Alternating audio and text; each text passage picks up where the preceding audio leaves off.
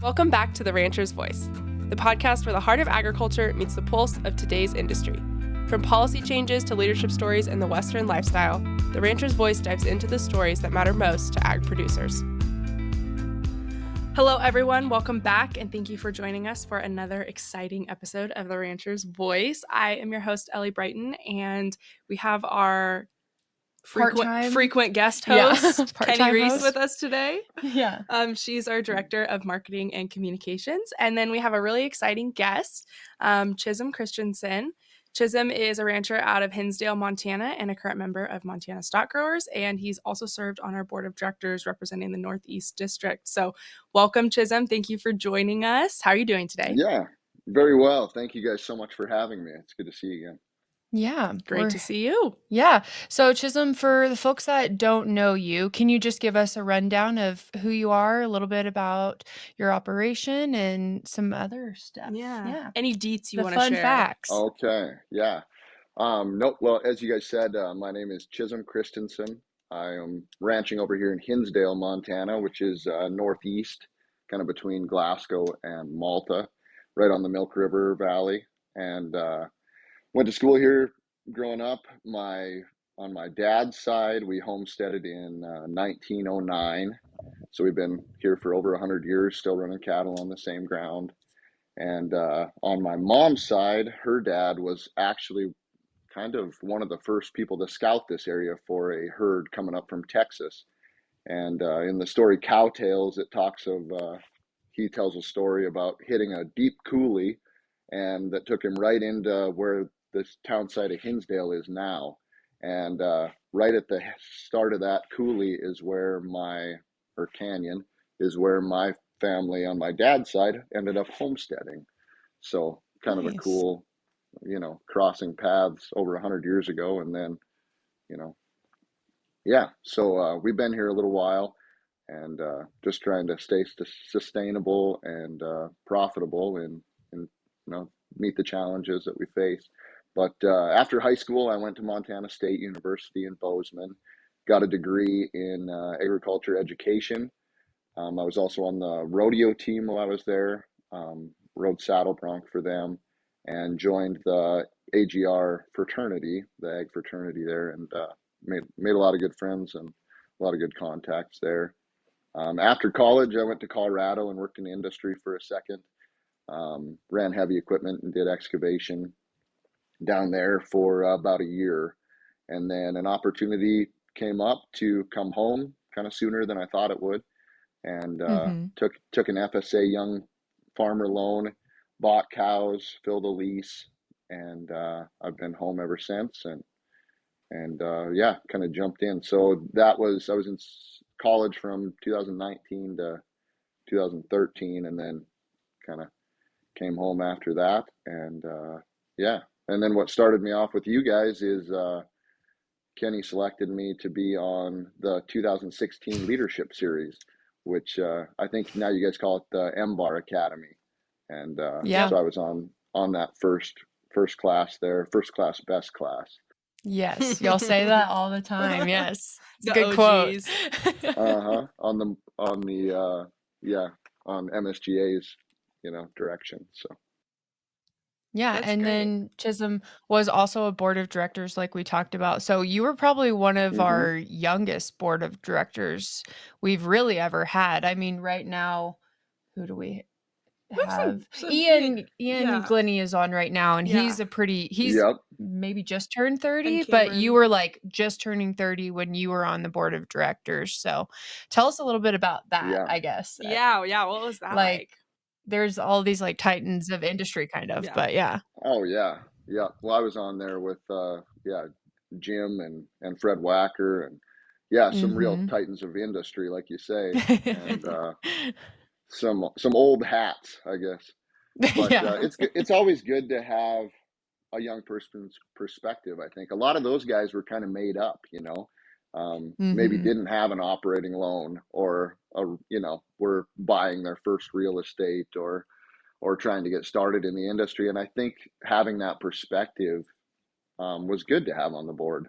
And they definitely made me feel like I had a voice and a vote, and could represent northeastern Montana against those titans of industry. And really, I found out that they're still dealing with a lot of the same problems that I was, and they want to help. That older generation wants young people in the industry. They want them to be successful, and anything they can do to help, they're very willing to do it. And whether that's in advice or really anything. So I don't know, just the know-how that they have after experiencing 50 years of industry. A young guy coming in, it's really cool to have those mentors. Jim Steinbeiser ended up with our steer calves 1 year on that. So it's just the connections that you make, they're really worth a lot just as friendships, but they're also worth a lot in information and know-how. So yeah. And I would say, like, we as staff, we see that very much. Like, we definitely see that all the generations want to work together. Like you said, like, younger generations want to learn from those that have been around forever, and those that have been around want to impart their wisdom. They've learned it the hard way. Why not teach someone so they don't have to learn that the hard way, So, well, and I think sometimes too, in some industries, you might see like a competitiveness of like, I don't want to be pushed out from the older generation or not willing to like work with the younger generation. But in ag, it's like, no, we want somebody to continue there's on room with for our everyone, ag. Yeah. Which sounds corny, there's a room, but it's kind of true. But yeah. Well, I was just going to say, I think that kind of since I got out of it, there's been at least one young person on the board. Yeah. Moving forward. I mean, Chance Wilson up in Scobie is on there now. And I mean, I think it showed that, we are welcome at that table, and age isn't a restriction to, to walk into that room and sit at that table. Yeah, for sure. You're a trendsetter. You're a trendsetter. Yeah, there you go. So I am curious, did you always want to go back and ranch? I mean, you said the opportunity came up sooner than you expected, so it sounds like you were planning to go home eventually. Or did that kind of change your life trajectory? I was going to go into ag business, and I ended up choosing ag education because I would have my summers off, and I thought it would still give me the education, that I could bring home and, use my education a little bit. So, I planned on teaching actually. But just, things changed, and we had an opportunity to expand, right out of college, which is really what I was hoping for. But I did think it would take a little longer. There's always enough work to go around on a family ranch. There's not always enough funds. So we were kind of right at that place where, we need a hired guy, but we don't need another owner right now. So that transition, but I mean, it was exactly what I'd prayed for to happen, kind of happened. So and then I kept using that young farmer loan that I used in 2014 to buy cattle. I used again, and 6 years later, after I got that note paid down, to purchase real estate. So trying to build the three legs of the stool is kind of what they called it in college, where you've got cattle, you need land, and you need feed.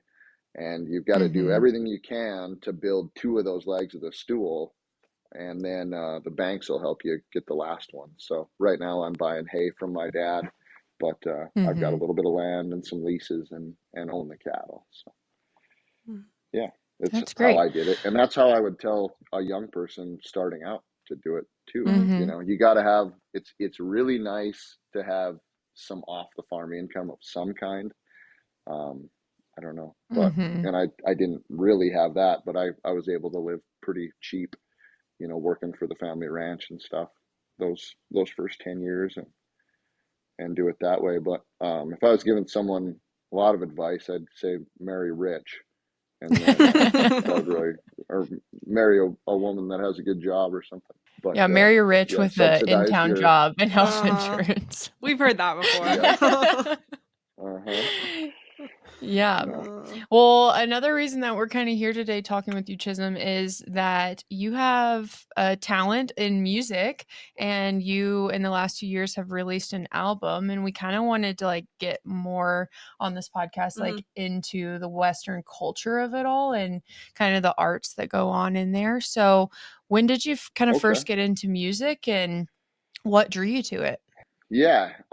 We've always been a pretty musical family, I think, in that we Mm-hmm. enjoy it. My dad always had loud music on at home. He'd get home from working in the field or whatever and turn the Beatles up loud or Billy Joel, or we Mm-hmm. listened to a lot of Jim Croce and yeah, I think his favorite is Steve Miller Band. So we were kind of we enjoyed music forever, and then he'd sing along to the radio, and when I was little, I'd sing along with him or whatever. And then my mom started putting me in talent shows because I Mm-hmm. enjoyed singing.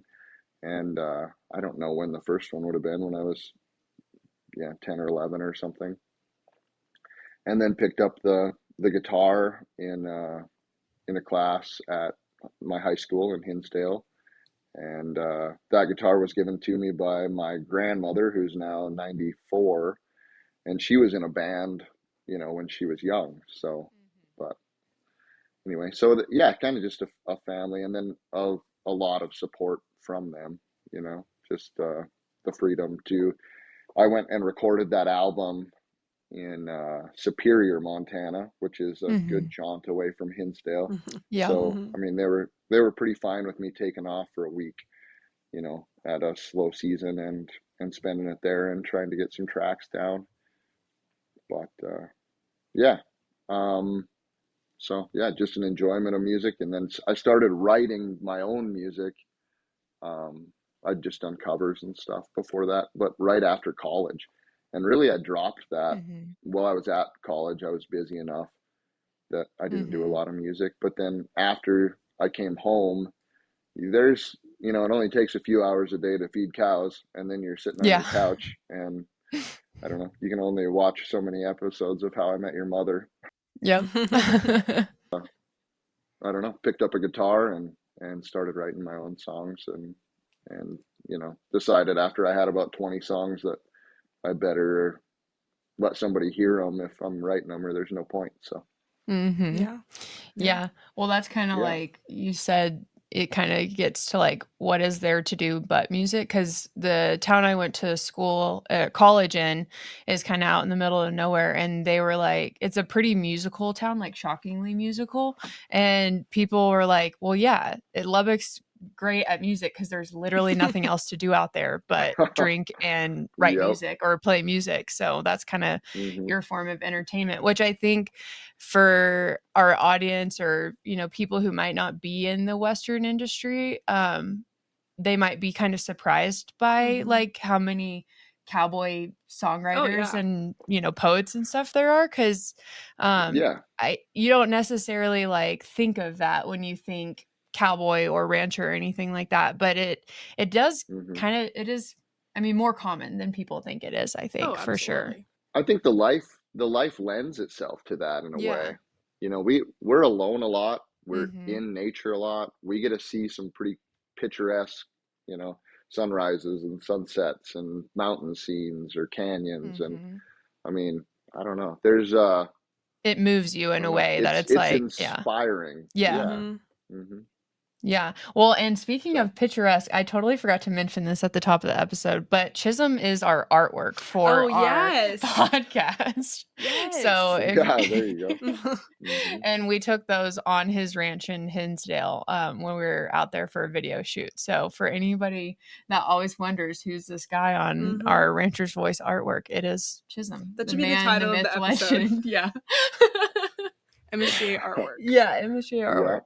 Yeah. But Uh-huh. anyway, So That yeah, that was go ahead. quite a day too. It was, yeah. So for a little bit of Yeah. background, when I first started at Stock Growers, like a few months in, they sent me up to Hinsdale in the middle of, well, not the middle of winter, but the very beginning. I drove through a blizzard to get to Hinsdale. It was It super felt like the cold. middle. It felt like the middle. I think I actually got there and Chisholm and his family were like, oh, are you why did you come? It is like way too aggressive out here. And I'm like from the South. So I was like, I had to prove myself that I could drive through this situation. And they were like, you Keni. probably shouldn't have done that. But the video shoot was super cool. We had some people from a national affiliate and a videographer come down. And they videoed Chisholm and his family for like what, 2 days, Chisholm? Yeah, 2 days of Yeah. shooting, and Yeah. yeah, we brought the cows home Yes. out of the hills in the Yes. fall, so Yes. right before we shipped. Yeah. And yeah, man, it was below zero, and It I was would say so cold. our affiliates came up, not down, because I think Yes. our videographer was from From LA, Yeah, he was from and California. Poor guy. Brutal. yeah, I don't we even showed up think at he didn't even bring a jacket, right? Chisholm, he had to buy No. one he at the airport or something like that. Or y'all gave him one. I can't yes. remember.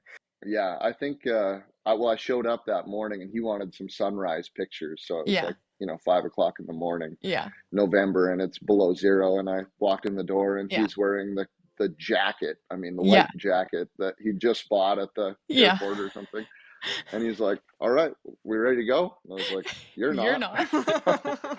Yeah. So I Yeah. think by the end of the day, he had two pairs of gloves on and a Yes. pink parka hat of my Yes. sister's and I two I Carhartt literally have a coats. And photo of that. Yeah. That is oh yeah. awesome. Hmm. No, he was such a good sport too. And it was so funny because he had been around ranches. Like he did Mhm. some really Hmm. cool ranch video shoots before. I just don't think he was ready for Prepared. Montana, which I In really November. wasn't I either. Like the wind was the worst part of it. It was just so cold. Yeah. Yeah. Yeah. And But he yeah. wanted a lot of shots up on Yeah. top of the Yep. ridge. He Mm-hmm. wanted the Mm. skyline thing. And I Yeah. remember he had his gloves off running his drone. Yep. And I just was apologizing to him, like, I'm sorry that, we live where we live. Yeah. Well, and I remember He- a line that you said. He was like, "Well, he really wanted it to be authentic, which is very valid." And he was like, "Well, is this how you guys yeah. would really do it?" And you were like, "Well, we wouldn't do it on this day if it was like real life." Yeah. And I was like, Yeah. "Valid." Uh, uh-huh. Yeah. If we were Yeah. really authentic, we would have stayed home and drank coffee today and done this in Uh-huh. 2 days when Another the day. weather broke. Yeah. Uh-huh. Yeah. Yeah. Made But for a yeah. good story, Yeah. obviously. It It And did. was. probably for Yeah. the It was really cameraman good. And too. Yes. he got some beautiful shots. Yeah. Amazing. Really, Yeah. really cool. Yeah. The cows kind of have to like single file through the canyon or whatever. And he got Yes. some drone shots that were just phenomenal.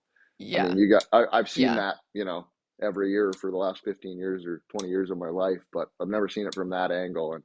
And it Right. was really cool to see the bird's eye view. And Yeah, I'll have to see if we can link that video That'd be from good. Yeah, PLC yeah. on the show description. hmm And then that is like still to this day some of my favorite, because I was there just to take photos Mhm. basically.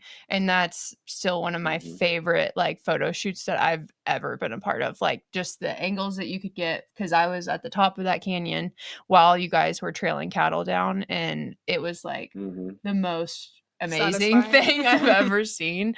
But Yeah. yeah, it was like super cool. So Well, since we're telling hmm stories, yeah. then when that video was shown in DC Yeah. for PLC and Mhm. NCBA, Mhm. that was my first trip to DC with PLC and Yeah. NCBA. And I wasn't even working for Stock Growers yet. Mhm. And I actually sat at lunch at the table with people from Montana, Chisholm being one of Yeah. them, having no Yeah. idea that 4 months later I would be You'd working be here, yeah. working for them. So, small world. Mhm. Yeah. Yeah.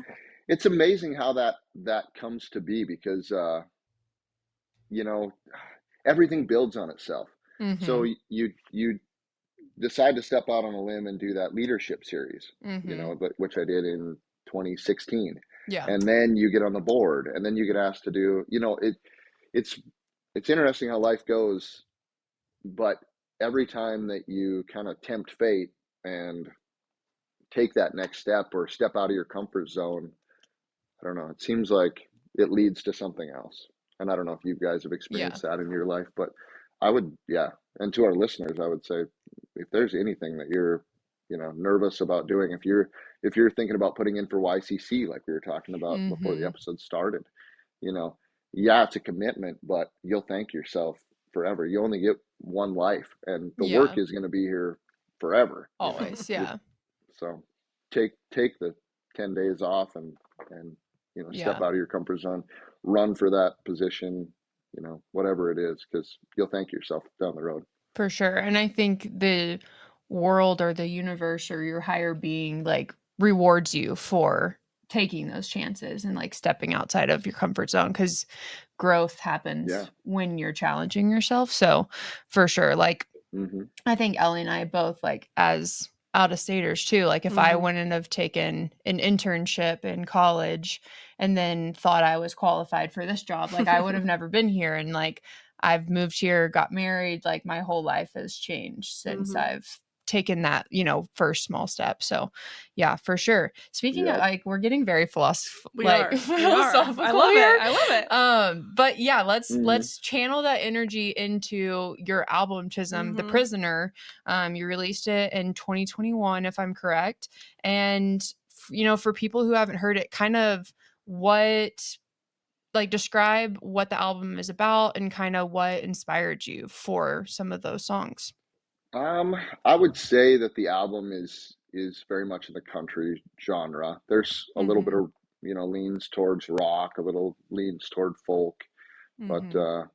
I like listening to 90s country, and I think that comes through in my work as well. Yeah, for And a sure. lot of it comes from, you write what you know, and I know ranching, and then if it's Mhm. a country western song, it has to be about, lost love, and your pickup broke down, and your, Mhm. girlfriend left you, or your dog ran away Yeah. or something. So there's a Yeah. lot of those songs, Yes. but it's yeah, but I think we put out 12 songs on the album, which was kind of the most I could fit and not on one, Mhm. Mhm. track, and we actually put it out on CD back then. So I don't Mhm. know, that was kind of right at the end of when you could even do that. But Mhm.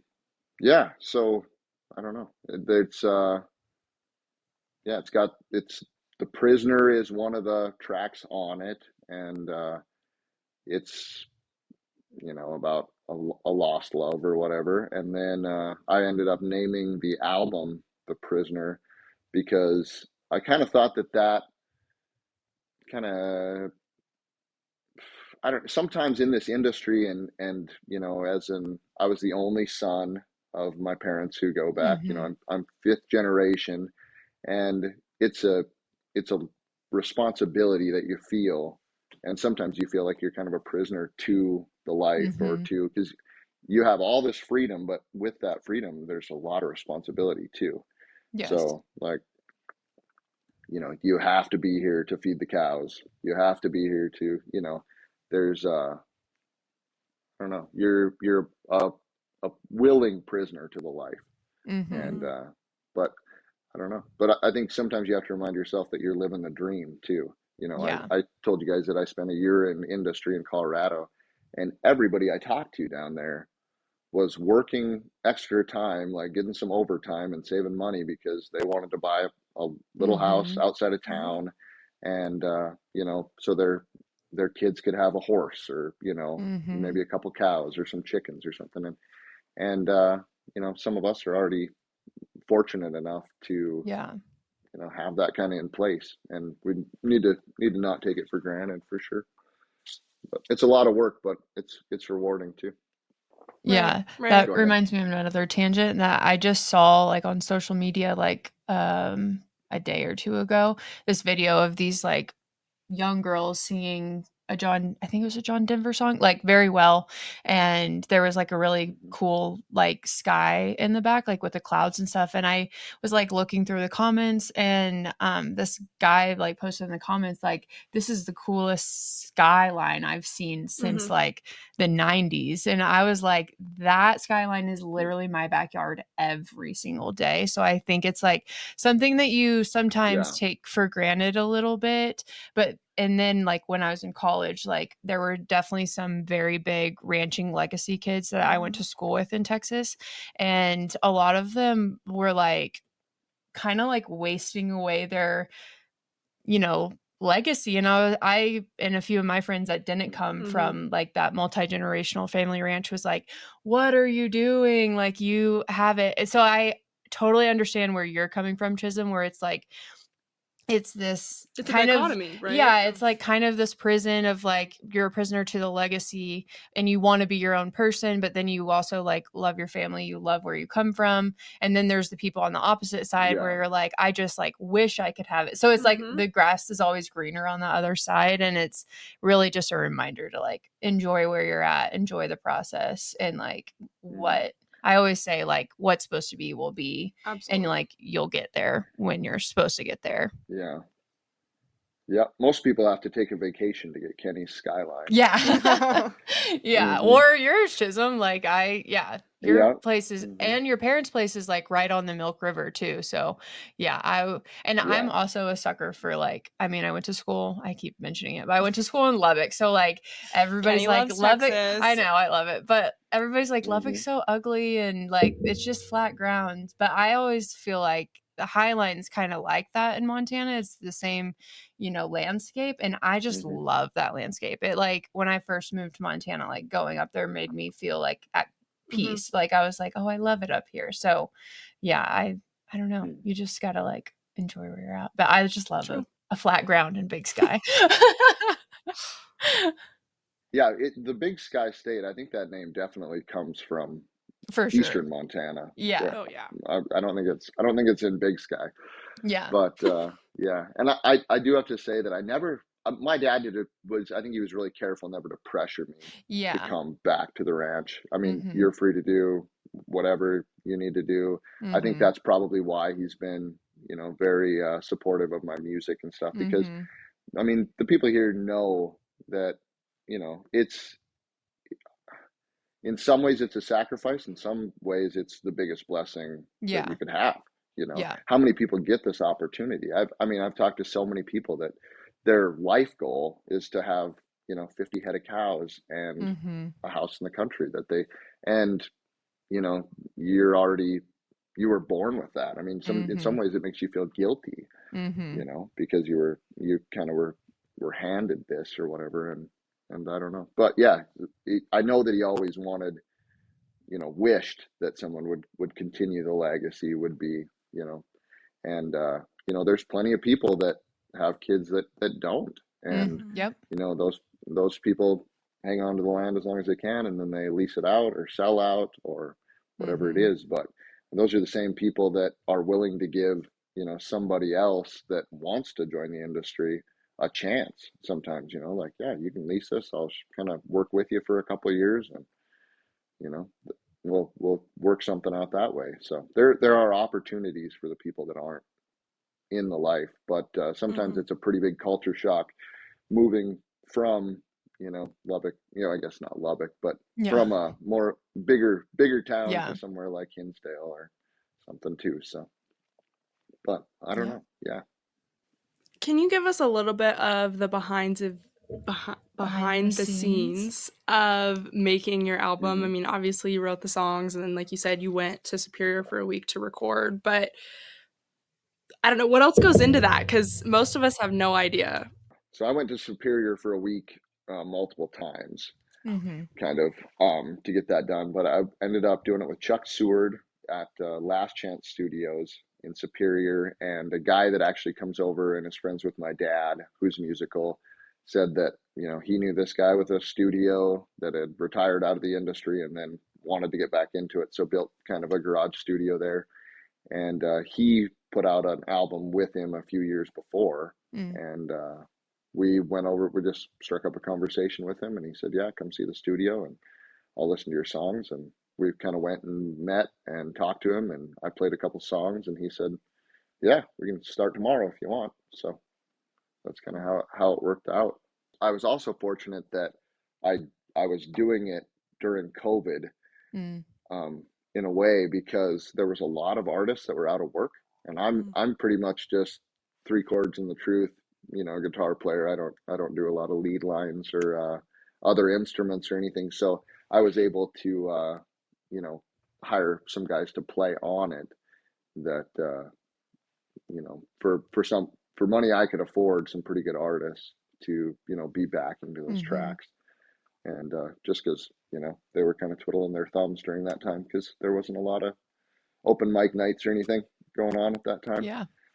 But Yeah, for yeah, sure. but it It was it worked was a out really well. good experience, and I was really happy with the final product, and would love to get another one put out here, but it's hard. It's hard having Mm-hmm. two goals.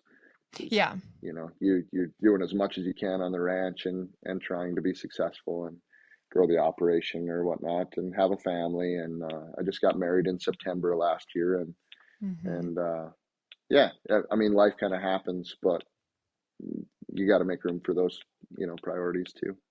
Yeah, Yeah. that was going to be my next question was, is there another album in the works? Yeah, in my I have all the songs written, but just need to get over there and get them Yeah. down. So, Yeah. and it's a lot more of a process than I thought it would be. When Mm-hmm. I went under there, I was pretty naive, and I thought I would just play my song, and you know they'd hit record, and then that was one track, and then I'd play them with the next song, and they'd hit record, and that was the next track, and it's so much more than that. I mean, you go through pretty much line by line, and then build, you know, yep, and you just build it kind of the instruments and where you come in, and Chuck did a lot of that, but I was right there with him. He let me have a lot of creative freedom. Well, and did you go in with an idea of what a song would be and then you come out with a different song or change it in any way? Like, Definitely, did any yeah. of that happen? Yeah. Hmm. For sure, Yeah. yeah. It's yeah, sometimes how I would hear it, it wouldn't.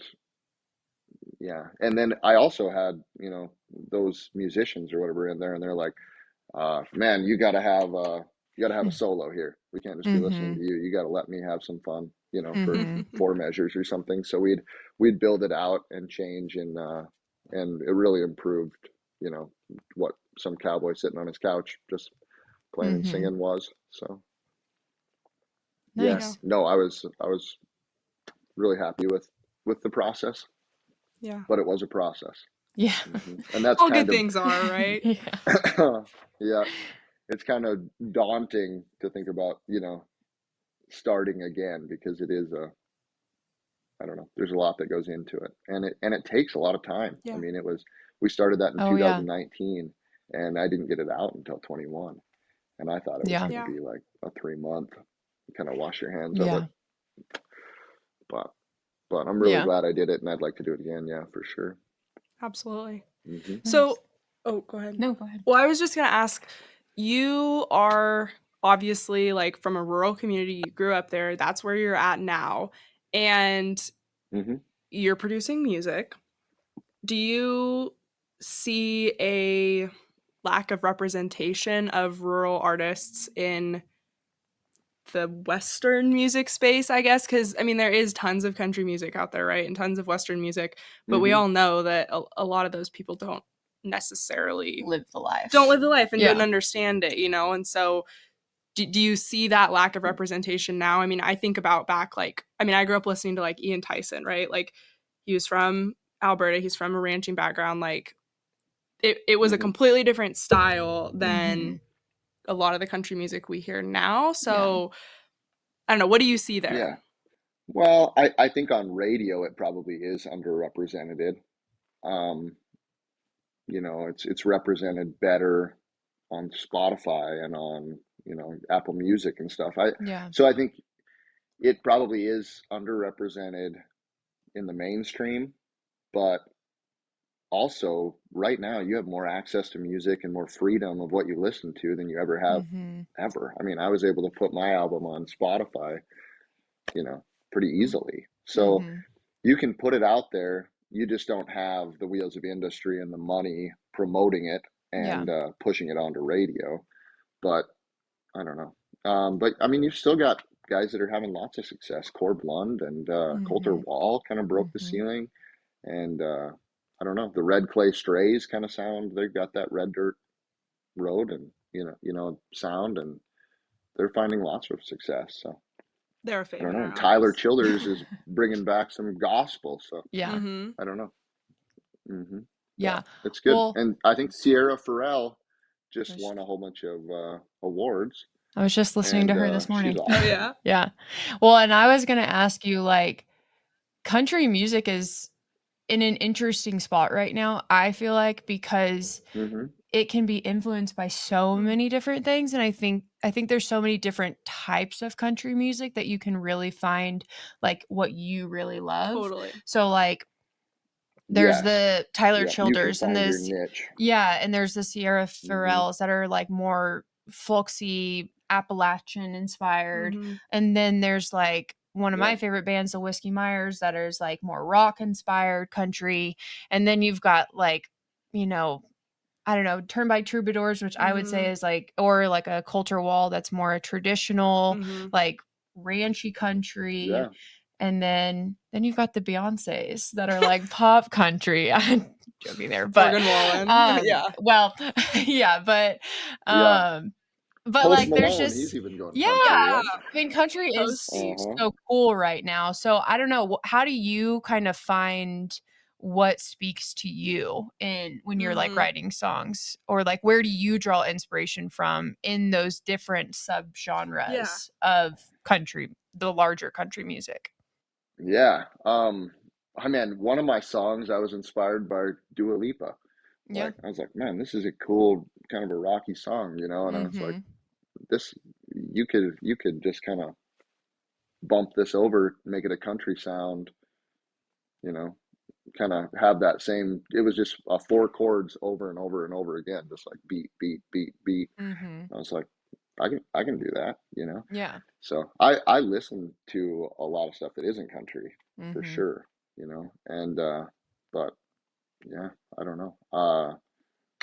Yeah, and back to, you know, whether we're represented or not, uh, Oliver Anthony was a Mm-hmm. complete unknown one day, and then he, you know, puts out that Richmond, North of Richmond Mm-hmm. song. Mhm. It's got so much soul in it and so much, you know, truth in it Mm-hmm. that, I mean, it wasn't a week later, and he had a, you know, an offer for an $8 million record deal. You know, Mhm. just so it can happen that fast now, I think. And I was talking, I Yeah. went and saw a show in Great Falls a little while ago, and was talking to that artist, and he said like he's just trying to put as much as he can on TikTok, as much as he Mhm. can on YouTube, because that's what a lot of people are looking at when they sign somebody, is how many followers do you have? How many comments do you get? Mhm. You know, how much interaction do you have on a social media space? So Mhm. I don't know. The world is changing, but I think, you know, money follows what people want too. So if you Mhm. got a lot of people that, you know, want your niche stuff, I think that you're gonna find a way to get paid for it. You know, what's I can't remember his last name. Cody from Texas. Johnson? Cody. He's a kind of a, yeah. Yep. Yeah. Oh yeah. Yeah. He's found a whole bunch of success, and I think he's under his own label. Yeah.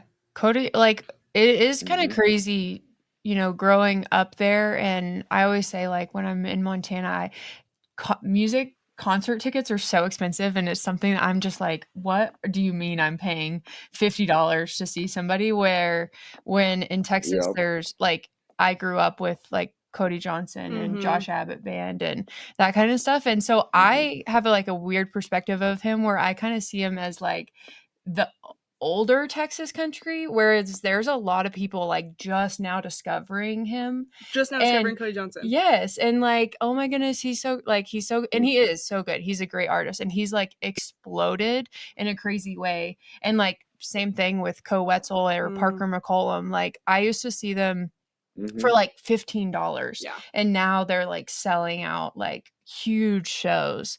So it just goes to show that like putting yourself out there, like definitely, and like grinding, I think back in that day you did have to grind and go to all of like the small bars and stuff, but they also, I think, Hmm. leveraged social media when that became like a big thing. And I think that's like just crazy how Yeah. much that they've blown up and become like these huge artists. And Like, I feel like a lot of people in the red dirt or Texas country scene are like a little bit, this is like a pop culture term, but like a little bit pick me in the sense Yeah. of like, oh, well, I knew them like Mm. before. But I'm like, I like struggle with that in my own brain too, where Because I'm you're like, no, like, I actually did I know them no, and before. like I did, but at the same time, I'm like, if it's good, if it's good Mm. music, like, shouldn't you want the whole world to see Yeah. it? But then I'm also like, I don't Mhm. want them to get too big because I don't want to pay that much for Yeah. tickets. Yeah. But then at the same time, I'm like, no, they Yep. need to live their dream. So it's an internal conflict that I have within Mm. myself a You lot. spend a lot of time My thinking about this, Kenny.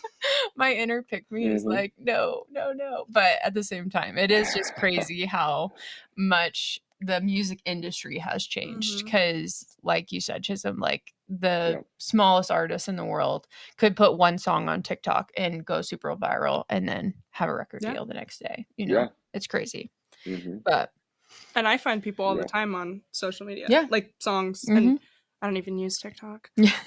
It's a whole thing. Yeah. But on Instagram, I even Mhm. see stuff and I find new artists I like. I mean, it's crazy how that works. But Yeah. so Yeah. you I have I have not leaned into that like I probably should have or should or but just yeah, if you want to hear my new stuff, you have to come to Seiko, Yeah. Montana usually. So, But like you said though, yeah. you're trying to balance, your music Yeah. career as well as growing your operation and having a family and doing all that. And so who knows? If you posted something on TikTok, you might be famous tomorrow, right? Like, Yeah. There who you knows? go. There you go. Yeah. No, I'm really good at picking things that don't make a lot of money, I've found out.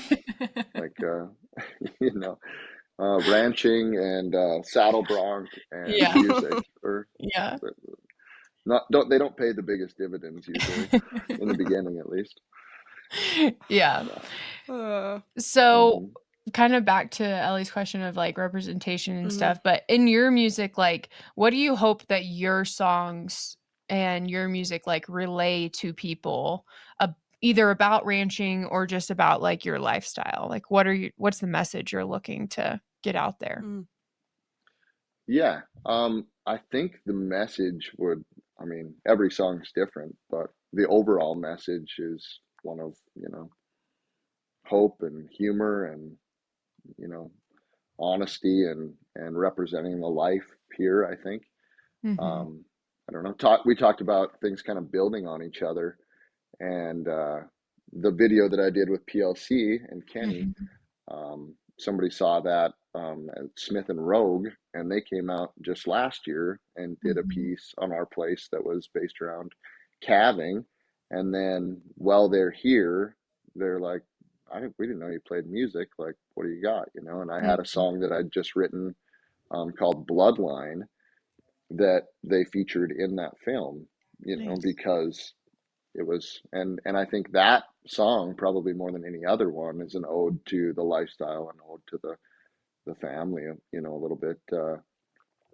I've got a stallion. I ride on the range. In 100 years and more, I guess not much has changed.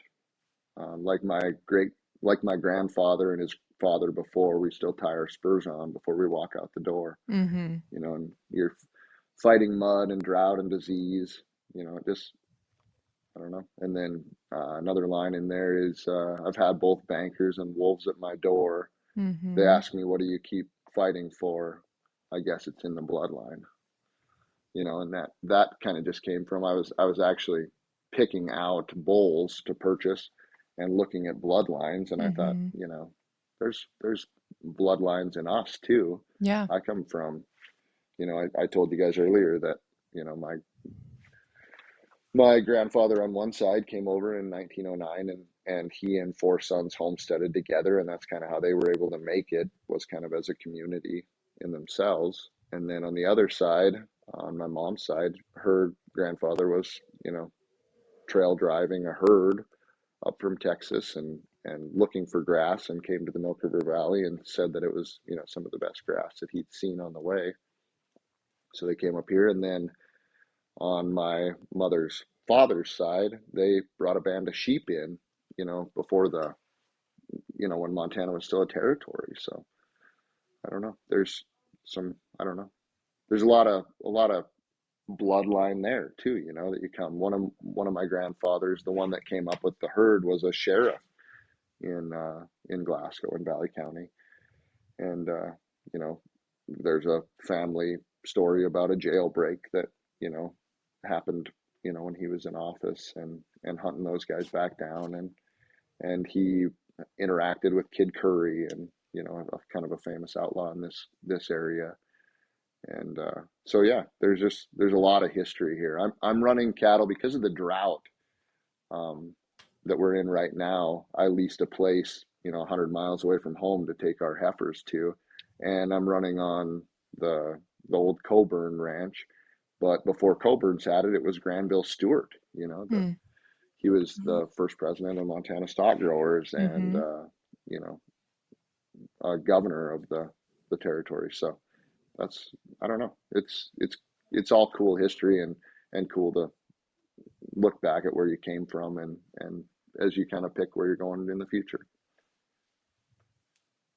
Well, Yeah. I think it sounds like, and I think you do a really good job of blending that history and then what life looks like right now and then Western culture. I mean, I think you do a great job of blending that in your music, but also just in these conversations and how you Hmm. choose to be involved Mm-hmm. and all of that. I think it's really representative of what the ranching industry, especially in Montana, is in a lot of ways and should be. So Mm-hmm.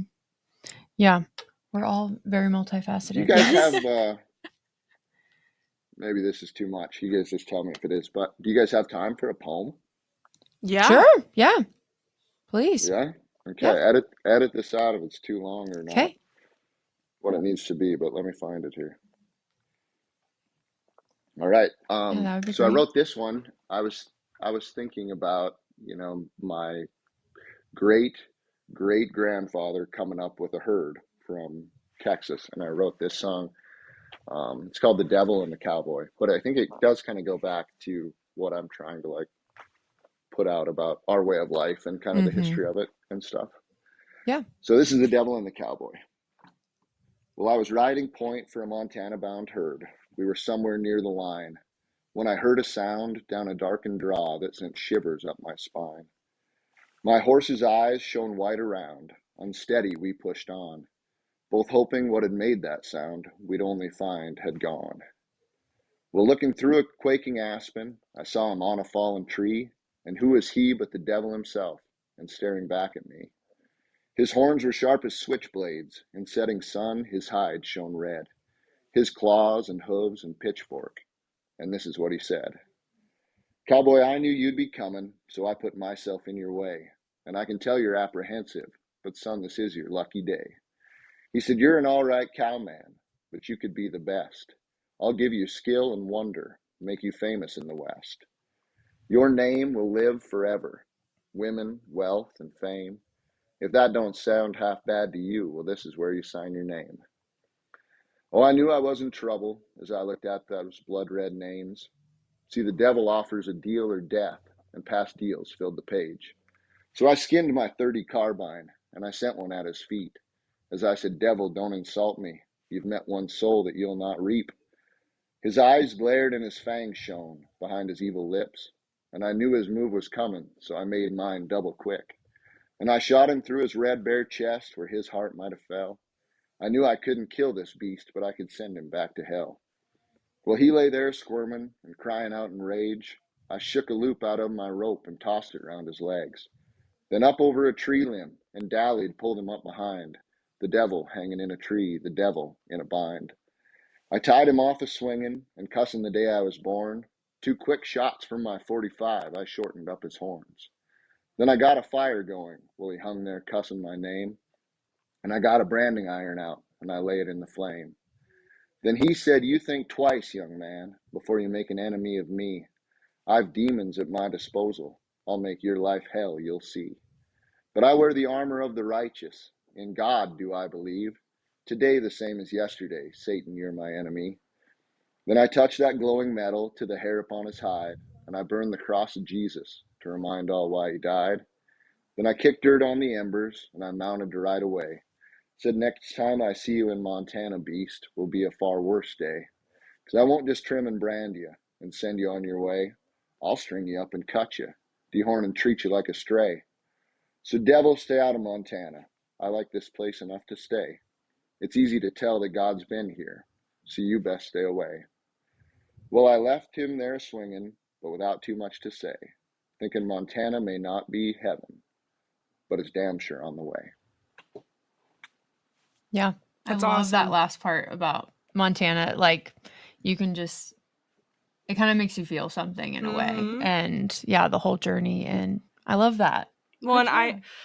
Yeah. I just keep I loved all of it about you know, the cross of Mm-hmm.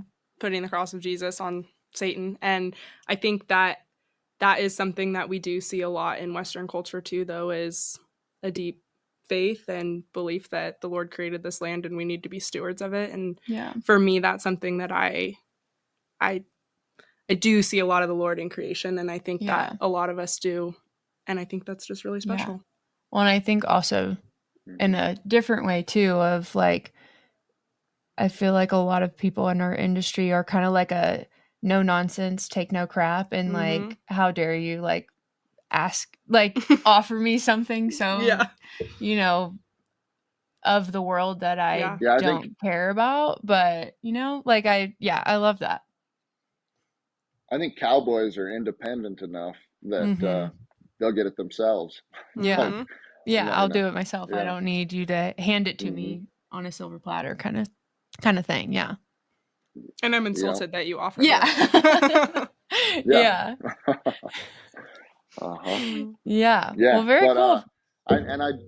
I do see I think there is a lot more faith in this. I think because we're close to the land, Mm-hmm. and I mean, the closer you are to life, I think the more that you see God. I Mm-hmm. mean, every time you see a wet calf, you Mm-hmm. know, shaking the afterbirth off its ears, that's, I don't know, it's hard not to see God in that picture.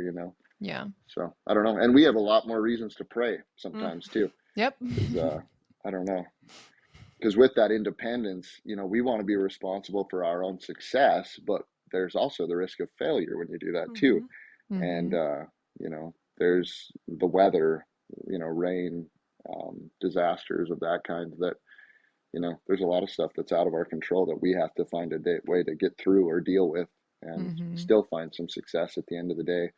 Mm-hmm. And and we're an optimistic bunch too, because I think the guys that aren't left, Yeah. Yeah. anybody that wasn't pretty optimistic, and they always call this country next year country, because Mm-hmm. well, next year it's going to be this way, it's going to be better, it'd be perfect, and I don't know, it seems like there's um no such thing as an average here. You Mm-hmm. just No. average the outliers on both sides. But Yeah. yeah, I don't know, but yeah, we have a lot of reasons to pray in the Mhm. ranching and farming community, it seems like.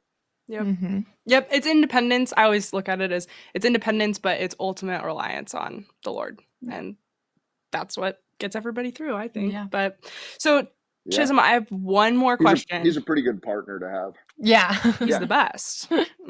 um, Hmm. yes, I have one more question. So, I think people that have listened to this would be able to glean this themselves, but I do want to know what your message to young producers or young artists who are out there trying to make room for creativity, but also be successful in Yeah. whatever they're doing, like in a busy life. What would your message be to them as someone who has been through that and is also still in it in a way? Yeah. Um, I guess I would say just do it. Like, if you have the feeling that you want to get this accomplished, you only get one life to do it in. So, Mm-hmm. and this, everybody starts from somewhere, and nobody feels comfortable when they start. So,